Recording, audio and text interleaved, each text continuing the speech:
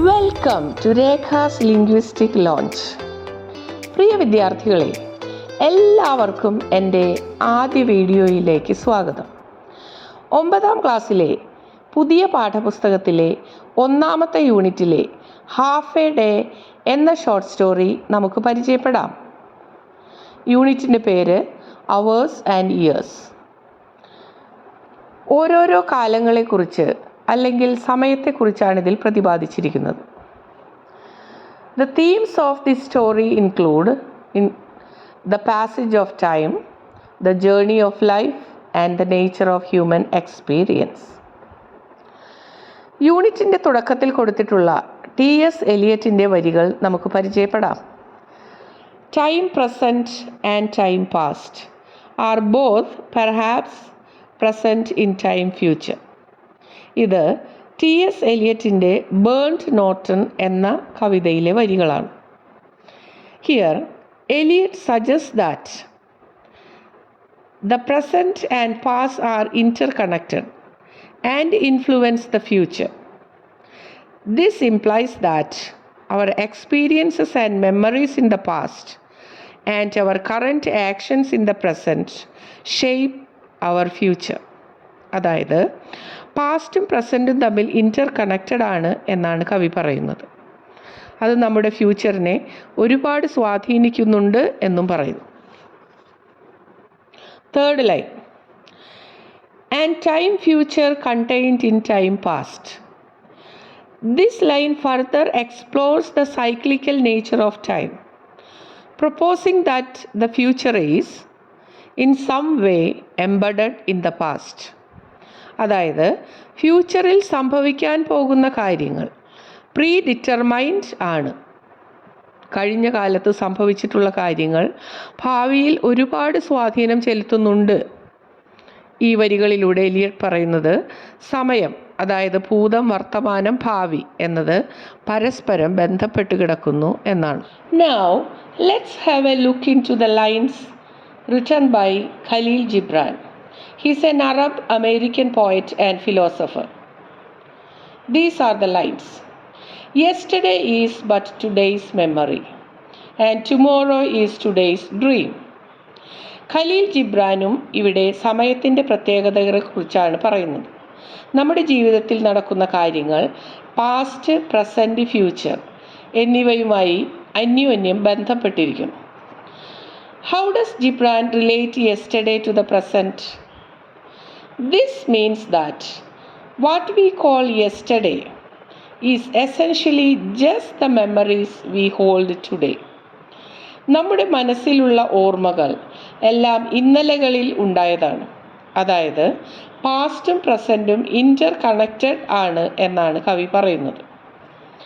How is tomorrow presented in these lines? This means that tomorrow is formed by our hopes, plans and dreams we have today. The future is imagined and shaped by what we think in the present. നമ്മൾ ഇന്ന് ചിന്തിക്കുന്ന കാര്യങ്ങളാണ് നാളത്തെ dream അഥവാ സ്വപ്നങ്ങളായി മാറുന്നത്. അതായത് past, present, future ഇവ എല്ലാം പരസ്പരം ബന്ധപ്പെട്ടിരിക്കുന്നു.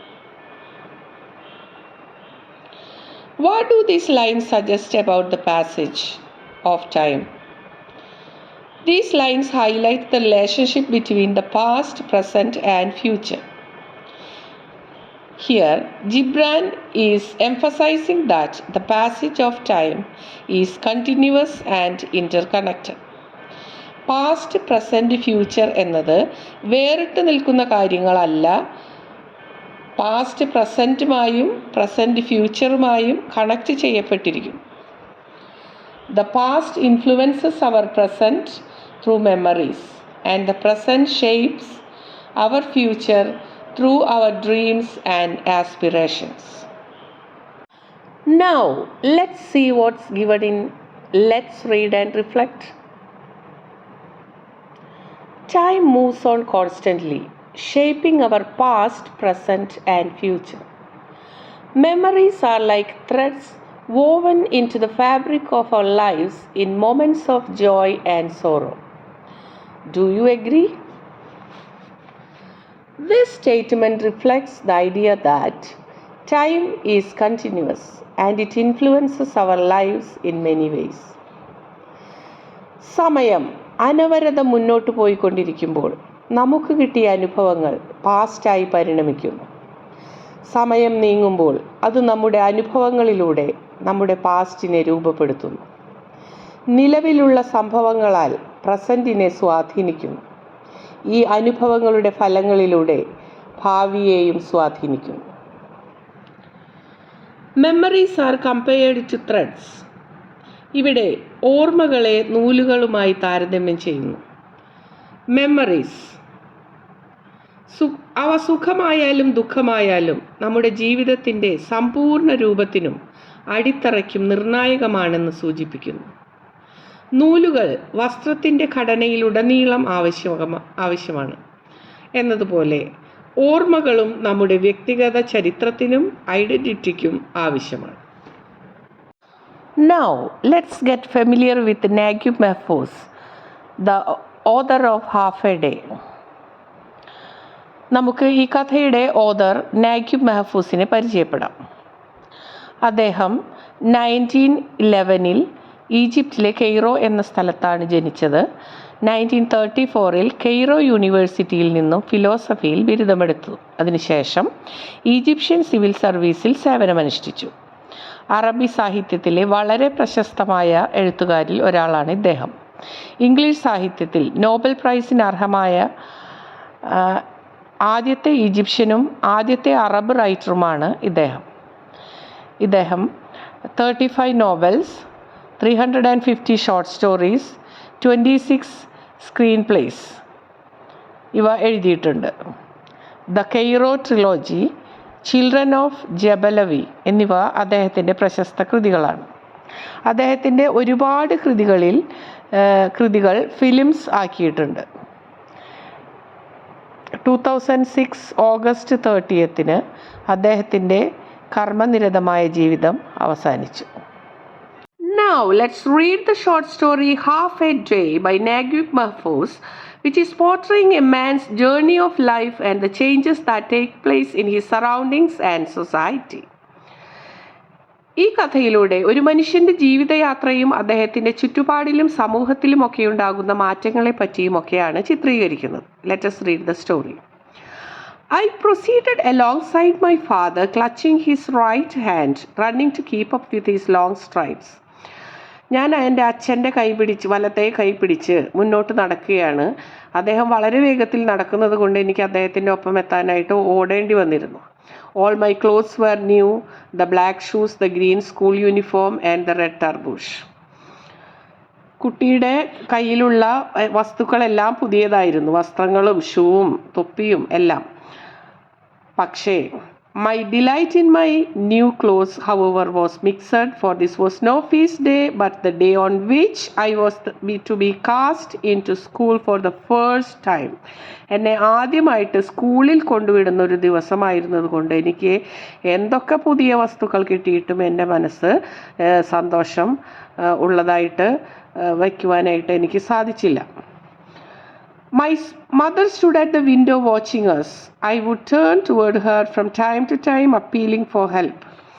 എൻ്റെ അമ്മ ഞങ്ങൾ പോകുന്നത് നോക്കിക്കൊണ്ട് വിൻഡോവിൻ്റെ അടുത്ത് തന്നെ നിൽപ്പുണ്ടായിരുന്നു. ഞാൻ പിന്നോട്ട് തിരിഞ്ഞ് നോക്കിയിട്ടാണ് പോയിരുന്നത്. വളരെ ദയനീയമായിട്ട് അമ്മയെ നോക്കിക്കൊണ്ട്, അമ്മ ഒന്ന് എന്നെ വിളിച്ചിരുന്നെങ്കിൽ എനിക്ക് വീട്ടിൽ വന്നിരിക്കാമായിരുന്നല്ലോ എന്നുള്ള ഒരു അതിയായ ഒരു ആഗ്രഹത്തോടു കൂടി അമ്മയെ നോക്കിയിട്ടാണ് ഞാൻ മുന്നോട്ട് പോയിക്കൊണ്ടിരുന്നത്. We walked along a street lined with gardens on both sides, where extensive fields planted with crops, prickly pears, henna trees and a few date palms. ഞങ്ങൾ പോകുന്ന ആ തെരുവോരത്തൊക്കെ നിറയെ തോട്ടങ്ങളും വലിയ പാടങ്ങളും മുള്ളു നിറഞ്ഞ ചെടികളും മൈലാഞ്ചി ചെടികളും ഈന്തപ്പന തോട്ടങ്ങളും ഒക്കെ കാണാൻ സാധിക്കുമായിരുന്നു. ഞാൻ അച്ഛനോട് ചോദിച്ചു, "Why school?" I challenged my father openly. "I shall never do anything to annoy you." അച്ഛൻ എന്തിനാണ് എന്നെ സ്കൂളിൽ കൊണ്ടുപോകുന്നത്? ഞാൻ അച്ഛനെ ബുദ്ധിമുട്ടിക്കുന്ന ഒന്നും ചെയ്യാറില്ലല്ലോ, ഞാൻ ഇനി ചെയ്യുകയില്ല. എന്നെ എന്തിനാണ് സ്കൂളിൽ കൊണ്ടുവിടുന്നത്? അച്ഛൻ വളരെ സൗമ്യമായി ചിരിച്ചുകൊണ്ട് പറയാണ്, I am not punishing you. അച്ഛൻ മോനെ പണിഷ് ചെയ്യാനാണ് കൊണ്ടുപോകുന്നതാണോ മോൻ വിചാരിച്ചിട്ടുള്ളത്? അല്ല. School is not a punishment. School എന്ന് പറയുന്നത് ഒരു ശിക്ഷിക്കപ്പെടേണ്ട സ്ഥലമൊന്നുമല്ല. വളരെ നല്ലൊരു സ്ഥാപനമാണ് school. It is the factory that makes useful people out of children. Don't you want to grow up? മോന് വളർന്ന് വലിയ ആളാവണ്ടേ, നല്ല പഠിപ്പും അറിവും ഒക്കെ ഉള്ള നല്ലൊരു പൗരനായി മാറണ്ടേ, സമൂഹത്തിന് ഉപകാരപ്രദമായിട്ടുള്ളൊരു മനുഷ്യനായി തീരണ്ട. അതിനു വേണ്ടിയാണ് അച്ഛൻ മോനെ അവിടെ കൊണ്ടാക്കുന്നത്. I was not convinced. I did not believe there was really any good to be had in tearing me away from the intimacy of my home and throwing me into this building. It looked like some huge high-walled fortress, stern and grim. എനിക്ക് അച്ഛൻ അപ്പോൾ പറഞ്ഞതിൻ്റെ കാര്യങ്ങളൊന്നും വളരെ ക്ലിയറായിട്ട് മനസ്സിലായില്ല. എനിക്ക് തോന്നി ഞാൻ വളരെ കംഫർട്ടബിളായിരിക്കുന്ന ഈ വീട്ടിൽ, എൻ്റെ വീട്ടിൽ നിന്ന് എന്തിനാണ് എന്നെ ഇത്രയ്ക്കും ഇങ്ങനെ ഒരു കോട്ട പോലെ ഇരിക്കുന്ന ഈ ബിൽഡിങ്ങിലേക്ക്, ഭയാനകമായി തോന്നിപ്പിക്കുന്ന തരത്തിലുള്ളൊരു ബിൽഡിങ്ങിലേക്ക് എന്നെ വലിച്ചഴച്ച് കൊണ്ടുപോകുന്നതെന്നാണ് എനിക്ക് അപ്പോൾ തോന്നിയത്. When we arrived at the gate, we could see courtyard vast and crammed with full of boys and girls. ഞാൻ സ്കൂളിൻ്റെ ഗേറ്റിൻ്റെ അവിടെ എത്തിയപ്പോൾ സ്കൂളിൻ്റെ മുറ്റം കാണാൻ പറ്റി. അതോടൊപ്പം ആ സ്കൂളിൻ്റെ ഉള്ളിൽ നിറയെ തിങ്ങി നിറഞ്ഞ രീതിയിൽ ബോയ്സും ഗേൾസും ഒക്കെ നടക്കുന്നത് കാണാൻ സാധിച്ചു. അപ്പോൾ അച്ഛൻ പറയാണ്, go in by yourself, said my father, and join them. മോനെ അങ്ങോട്ട് ചെല്ല്, ആ കുട്ടികളൊക്കെ ആയിട്ട് ചങ്ങാത്തം കൂടിക്കോളൂ. Put a smile on your face and be a good example to others, won't you? നല്ലൊരു കുട്ടിയായിട്ട് നല്ലൊരു സൽപ്പേര് കേൾപ്പിക്കണം, നല്ല പെരുമാറ്റവും അതുപോലെ മറ്റുള്ളവർക്ക് മാതൃകയൊക്കെ ആയിട്ട് അവരുടെ കൂടെ കൂടണം. നീ അങ്ങനെ ചെയ്യില്ലേ? I hesitated and clung to his hand, but gently he pushed me from him. ഞാൻ വീണ്ടും അച്ഛൻ്റെ കൈ മുറുകെ പിടിച്ചു പോവാൻ താല്പര്യമില്ലാതെ അവിടെ തന്നെ നിൽക്കുകയാണ്. അപ്പോൾ അച്ഛൻ പതുക്കനെ എൻ്റെ കൈയൊക്കെ അച്ഛൻ്റെ കയ്യിൽ നിന്നും വിടുവിച്ചുകൊണ്ട് പറയാണ്, ബി ബോൾഡ്, ധൈര്യമായിട്ടിരിക്കൂ, പേടിക്കൊന്നും വേണ്ട. He said, today you truly begin life. നീ ഇന്ന് പുതിയൊരു ജീവിതം തുടങ്ങുകയാണ്. You will find me waiting for you when it is time to leave. തിരിച്ചു പോരേണ്ട സമയമാകുമ്പോൾ അച്ഛൻ പുറത്ത് കാത്തു നിൽക്കുന്നുണ്ടാവും. ഒട്ടും പേടിക്കേണ്ട മോൻ, ധൈര്യമായിട്ട് സ്കൂളിൻ്റെ അകത്തേക്ക് പൊക്കോളൂ. I took a few steps, then stopped and looked, but saw nothing. ഞാൻ കുറച്ച് നടന്നു, വീണ്ടും അവിടെ നിന്നു, മടിച്ചുകൊണ്ട്. അപ്പോൾ ഒന്നും കാണുന്നില്ല. Then the faces of boys and girls came into view. പിന്നെ ഞാൻ നോക്കുമ്പോൾ കുട്ടികളൊക്കെ അവിടെ നടക്കുന്നത് കാണാൻ പറ്റുന്നുണ്ടായിരുന്നു. I did not know a single one of them. None of them knew me. എനിക്ക് അവരെ അറിയില്ല, അവർക്ക് എന്നെ അറിയില്ലായിരുന്നു. പക്ഷേ എനിക്ക് എന്താ തോന്നിയതെന്ന് വെച്ചാൽ, I felt I was A stranger who had lost his വേ. വഴി തെറ്റിപ്പോയ ഒരു വഴിപോക്കനെ പോലെയാണ് എനിക്ക് അവിടെ ചെന്ന് നിന്നപ്പോൾ തോന്നിയത്. But glances of curiosity were directed towards me and a boy approached and asked, who brought you? പലരും എന്നെ ആകാംക്ഷയോടുകൂടി നോക്കുന്നത് പോലെയൊക്കെ എനിക്ക് തോന്നിയിരുന്നു. അതിലിടയ്ക്ക് ഒരു കുട്ടി വന്ന് എന്നോട് ചോദിക്കുകയാണ്, നിന്നെ ആരാ ഇവിടെ കൊണ്ടുവന്നത്? അപ്പോൾ ഞാൻ പറഞ്ഞു, എൻ്റെ അച്ഛൻ, മൈ ഫാദർ, ഐ റിപ്ലൈഡ്. അപ്പോൾ ആ കുട്ടി പറയാണ്, my father is dead, he said quite simply. അപ്പോൾ ആ കുട്ടി പറയാം, എൻ്റെ അച്ഛൻ മരിച്ചു പോയിട്ടോ. I did not know what to say. എനിക്ക് ആ സമയത്ത് എന്താ പറയേണ്ടതെന്ന് അറിയില്ലായിരുന്നു. The gate was closed, letting out a pitiable screech. ആ നിമിഷം തന്നെ സ്കൂളിൻ്റെ ഗേറ്റ് അടഞ്ഞു. വളരെ ദയനീയമായൊരു കരച്ചിൽ എന്ന് തോന്നിപ്പിക്കും വിധത്തിലുള്ള ഒരു ശബ്ദത്തോടെയാണ് ഗേറ്റ് അടഞ്ഞത്. ആ സമയത്ത് ഗേറ്റ് അടഞ്ഞത് കണ്ടപ്പോൾ ഒരുപാട് കുട്ടികൾ, പുതിയതായിട്ട് വന്ന കുട്ടികളായിരിക്കാം, some of the children burst into tears. കുട്ടികൾ കരയാൻ തുടങ്ങി. ദ ബെൽ റാങ്, ബെല്ലടിച്ചു. Lady came along followed by a group of men. The men began sorting us into ranks. ഒരു ലേഡി കുറച്ച് ആളുകളുടെ ഒപ്പം അവിടേക്ക് വന്നു, ഞങ്ങളുടെ ക്ലാസ്സിലേക്ക് വന്നിട്ട് ഞങ്ങളെയൊക്കെ തരം തിരിക്കാനായിട്ട് തുടങ്ങി. ഗ്രേഡിനനുസരിച്ചോ ക്ലാസ്സിനനുസരിച്ചോ ഒക്കെ ആയിട്ട് കുട്ടികളെ തരം തിരിക്കാനായിട്ട് തുടങ്ങി. This is your new home, said the woman. Here too there are mothers and fathers. അവർ പറയാണ്, ആ ലേഡി പറയാണ്, ഇത് നിങ്ങളുടെ പുതിയ വീടാണ്, ഇവിടെയും നിങ്ങളുടെ അച്ഛന്മാരെയും അമ്മമാരെയും ഒക്കെ പോലെയുള്ള ആളുകളുണ്ട്, നിങ്ങൾ ഒട്ടും പേടിക്കേണ്ട കാര്യമില്ല. Here there is everything that is enjoyable and beneficial to knowledge and life. നിങ്ങൾക്ക് അറിവ് സമ്പാദിക്കാനും ജീവിതം നേരിടാൻ പഠിക്കാനും ഒക്കെയുള്ള കാര്യങ്ങളാണ് ഇവിടെ നിങ്ങൾക്ക് അറിയാൻ പോകുന്നത്. ഡ്രൈ യുവർ ടീയേഴ്സ്, കണ്ണീരൊക്കെ തുടയ്ക്കൂ. And face your life joyfully. Won't you, നിങ്ങൾ ചെയ്യില്ലേ? ജീവിതത്തെ നേരിടാനുള്ള പഠിക്കാൻ വേണ്ടിയിട്ട് നിങ്ങൾ മനസ്സിനെ പാകപ്പെടുത്തി ഇവിടെ കഴിയാൻ നിങ്ങൾ തയ്യാറാവില്ലേ എന്നാണ് അവർ ചോദിക്കുന്നത്.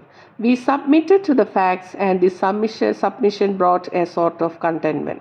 ഞങ്ങൾക്ക് അപ്പോൾ ഒരുവിധം കാര്യമൊക്കെ മനസ്സിലായി. ഞങ്ങൾക്ക് എന്തായാലും ഇവിടെ ഇരുന്നേ പറ്റൂ എന്നുള്ളൊരു യാഥാർത്ഥ്യം ഞങ്ങൾക്ക് പതിയെ മനസ്സിലാക്കാൻ സാധിച്ചു. അതിൻ്റെ ഫലമായിട്ട് ഞങ്ങൾ ആ ഒരു കീഴടങ്ങൽ നടത്തുകയാണ്. അവിടെ ഇനി ഒരുപാട് കാലം സ്കൂളിൽ ചിലവഴിക്കേണ്ടി വരും എന്നുള്ളൊരു ബോധം ഞങ്ങളുടെ മനസ്സിലേക്ക് വന്നതുവഴി പതിയെ സന്തോഷം ഞങ്ങളുടെ ഉള്ളിലേക്ക് വരാനും തുടങ്ങി. Living beings are drawn to other living beings.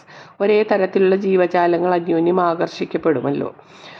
And from the first moment my heart made friends with such boys as were to be my friends and fell in love with such girls as I was to be in love with.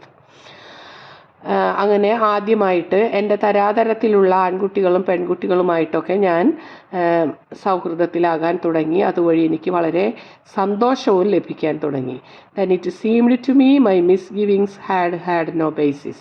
അങ്ങനെ ഞാൻ ആദ്യമായിട്ട് അച്ഛൻ പറഞ്ഞതിൻ്റെ അടിസ്ഥാന കാര്യങ്ങളൊക്കെ എനിക്ക് മനസ്സിലാക്കാൻ അല്ലെങ്കിൽ അത് തിരിച്ചറിയാനായിട്ട് സാധിച്ചു. കാരണം എൻ്റെ ചിന്താഗതികളെല്ലാം അടിസ്ഥാനരഹിതമായിരുന്നു എന്നും എനിക്ക് മനസ്സിലായി. നമ്മുടെ ഉന്നമനത്തിനും നമ്മളുടെ സൗഹൃദത്തിനും ഒക്കെ ഉള്ള ഒരിടമാണ് വിദ്യാലയം എന്ന് എനിക്ക് മനസ്സിലായി. ഞാൻ തെറ്റിദ്ധരിച്ച പോലെയൊന്നുമല്ല സ്കൂൾ എന്ന് എനിക്ക് മനസ്സിലായി തുടങ്ങി.